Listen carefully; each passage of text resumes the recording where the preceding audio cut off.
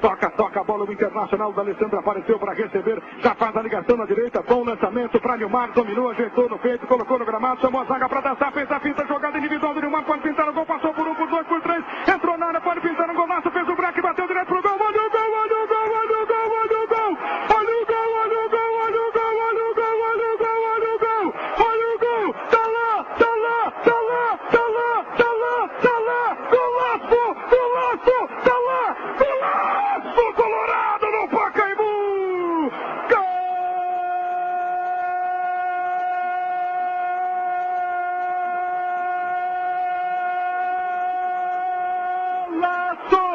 golaço, Colorado de Nilmar.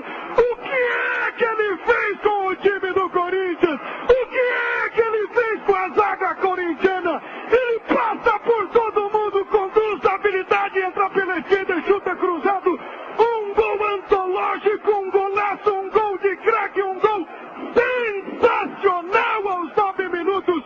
Nilmar para a festa colorada em todo o Brasil. É o gol colorado no Campeonato Brasileiro. É o primeiro gol do Inter no ano de 2009 no Brasileirão. Nilmar aos 9. Que golaço, que golaço. Um para o